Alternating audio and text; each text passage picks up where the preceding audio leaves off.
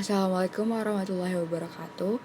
Kami dari kelompok 5 akan mempresentasikan mengenai Al-Quran sebagai sumber utama ajaran dalam Islam. Pertama-tama kami terdiri dari Muhammad Akbar Muazzin, Nabila Rahman, Putri Ayun Nandira, dan Raihan Dini. Bab ini membahas makna, fungsi, dan kandungan Al-Quran, sejarah pembukuan Al-Quran, nilai-nilai Al-Quran dalam lingkungan pendidikan keluarga dan pekerjaan, keberagaman corak penafsiran Al-Quran, dialektika Al-Quran dan budaya, yang terakhir rekonstruksi penafsiran Al-Quran sebagai inspirasi budaya. Makna, fungsi, dan kandungan dalam Al-Quran. Makna dari Al-Quran. Al-Quran adalah firman Allah yang diturunkan kepada Nabi Muhammad SAW secara mutawatir atau bersambung dengan perantara malaikat Jibril dan berpahala bagi orang yang membacanya. Fungsi dari Al-Quran. 1. Al-Huda atau petunjuk. Al-Quran menjadi petunjuk bagi orang-orang yang bertakwa dan beriman. Yang kedua, Al-Furqan, pemisah, pembeda, memisahkan antara yang benar dan yang salah. Yang ketiga, Al-Ashifa atau obat, dapat memberikan pencerahan bagi setiap orang yang beriman. Yang terakhir, Al-Mau'izah atau nasihat, terdapat banyak pengajaran nasihat, peringatan bagi orang yang beriman. Kandungan dalam Al-Quran. 1. Akidah, menanamkan keyakinan terhadap Allah Subhanahu wa Ta'ala. 2. Ibadah, bentuk ketaatan untuk mendapatkan ridho dari Allah Subhanahu wa Ta'ala. 3. Akhlak, perilaku yang dimiliki oleh manusia. 4. Hukum-hukum, suruhan atau perintah kepada orang yang beriman. 5. Peringatan atau tazkir, peringatan kepada manusia akan ancaman Allah Subhanahu wa Ta'ala berupa siksa neraka atau wa'id. Yang keenam, sejarah-sejarah atau kisah-kisah, cerita mengenai orang-orang yang terdahulu baik yang mendapatkan kejayaan akibat taat kepada Allah Subhanahu wa Ta'ala. Yang terakhir, dorongan untuk berpikir, pemikiran manusia untuk mendapatkan manfaat dan juga membuktikan kebenarannya, terutama mengenai alam semesta.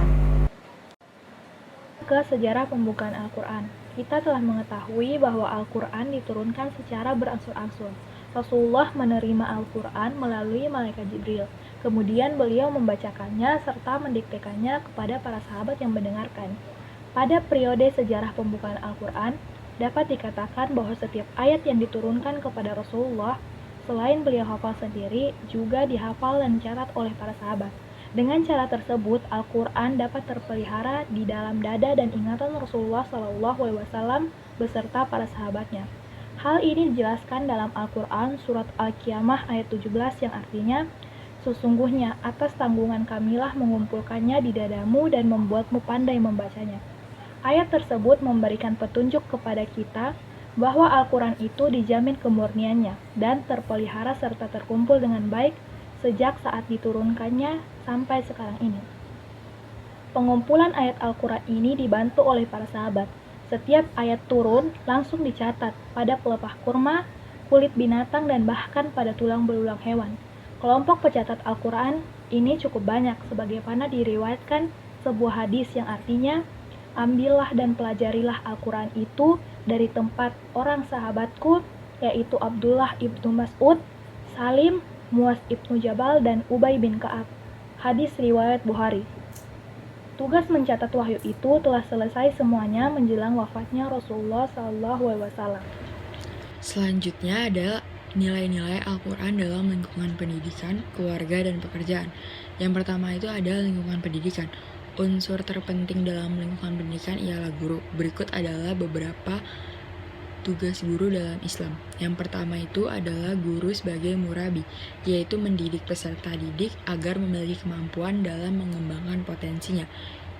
Yang kedua, guru sebagai mu'alim, yaitu mewujudkan peserta didik yang mampu menguasai, mendalami, mengembangkan ilmu secara teoritis maupun praktis.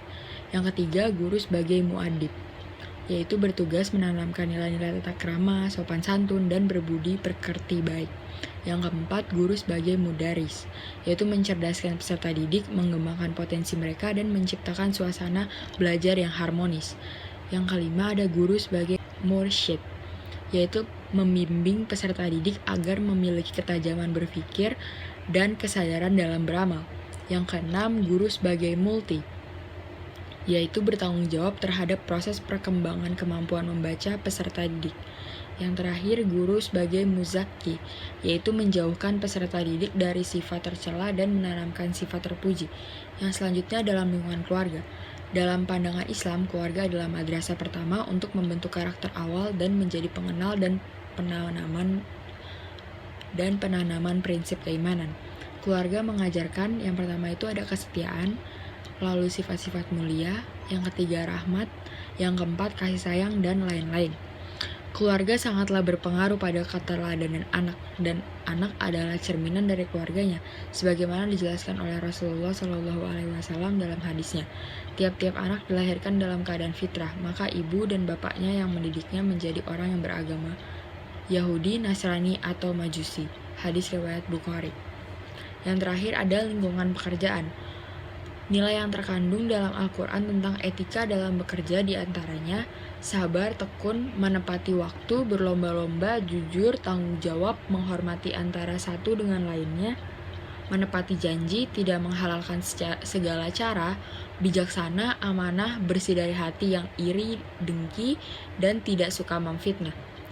Perintah bekerja, karya, dan mencari rezeki yang halal diperintahkan oleh Allah Subhanahu wa Ta'ala dalam firman-Nya, "Hai kaumku, bekerjalah sesuai dengan keadaanmu. Sesungguhnya aku akan bekerja pula, maka kelak kamu akan mengetahuinya." Surat Az-Zumar. Keanekaragaman corak penafsiran Al-Quran. 1. Tafsir Bi'al-Mastur atau riwayat. Tafsir ini biasa disebut dengan tafsir Bi'al-Riwayah atau tafsir Bi'al-Manqul. Tafsir Bi'al-Mastur adalah cara menafsirkan ayat Al-Quran dengan ayat Al-Quran, dengan sunnah, dengan pendapat sahabat, dan dengan perkataan tabi'in. 2. Tafsir Bi'al-Rayi atau narar. Corak tafsir Bi'al-Rayi muncul dua macam tafsir, yaitu tafsir terpuji atau mahmud dan tafsir tercela atau mazmum. Tafsir terpuji mahmud yaitu apabila seorang mufsir dalam penafsirannya telah memenuhi syarat-syarat yang dimaksud. Sedangkan tafsir tercela atau mazmum yaitu menafsirkan ayat-ayat Al-Quran yang tidak dilandasi oleh ilmu pengetahuan dan berdasarkan hawa nafsu. Yang ketiga, tafsir falsafi atau filsafat. Corak tafsir sufi dapat dibagi menjadi dua macam, yaitu tafsir sufi al-Nazari didasarkan kepada atas hasil pembahasan dan studi serta mencoba meneliti dan mengkaji Al-Quran, dan tafsir sufi al-Isyari didasarkan kepada para penganut tasawuf praktis, menamakan corak tafsirnya dengan tafsir al-Isyari atau disebut juga dengan tafsir al-Faidi. Yang keempat, tafsir ilmi atau ilmiah, suatu jihad atau usaha kerja keras seseorang musafir dalam mengungkapkan hubungan ayat-ayat kauniyah atau ayat al-kauniyah dalam Al-Quran dengan sains modern yang bertujuan memperlihatkan kemukjizatan Al-Quran. Yang kelima, tafsir fikih atau fiqh, corak penafsiran Al-Quran yang menitik beratkan bahasanya dan tinjauannya pada aspek hukum dalam Al-Quran. Corak ini muncul kebersamaan dengan munculnya tafsir bil matsur, dan keberadaannya pun sudah ada sejak zaman Nabi Muhammad SAW. 6. Tafsir al-falsafi, penafsiran ayat-ayat Al-Quran berdasarkan pendekatan-pendekatan filosofis, baik yang berusaha untuk mengadakan sintesis dan sinkretisasi antara teori-teori filsafat dan ayat-ayat Al-Quran, maupun berusaha menolak teori-teori filsafat yang bertentangan dengan ayat-ayat Al-Quran. Yang terakhir, tafsir al-adabi al-ijtimai atau sastra, corak tafsir yang berusaha memahami nas-nas Al-Quran dengan cara yang pertama dan utama mengungkapkan ungkapan-ungkapan Al-Quran secara teliti. Selanjutnya menjelaskan makna-makna yang dimaksud oleh Al-Quran tersebut dengan gaya bahasa yang indah dan menarik. Rekonstruksi penafsiran Al-Quran sebagai inspirasi budaya. Yang menjadi latar belakang merekonstruksi Al-Quran ada dua. Yang pertama, Al-Quran adalah dokumen untuk manusia. Sebagai dokumen untuk manusia, Al-Quran harus selalu dapat memberikan bimbingan kepada manusia dalam hidup dan kehidupan mereka. Yang kedua, sebagai petunjuk Allah yang jelas berkaitan bagi manusia. Pesan-pesan Al-Quran bersifat universal dan untuk bisa ditangkap serta dimanfaatkan oleh setiap orang pada setiap masa. Adapun metode untuk merekonstruksi penafsiran Al-Quran yang bisa digunakan adalah hermeneutika yang berarti mengungkapkan, menjelaskan, dan menerjemahkan. Pembacaan hermeneutik memperkenalkan 3 model kritik dalam pembacaan Al-Quran, yaitu kritik historis, kritik eidetik, dan kritik praksis. Penerapan ketiga model kritik di atas harus ditopang oleh 7 prinsip.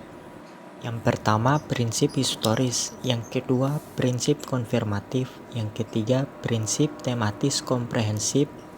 Yang keempat, prinsip linguistik.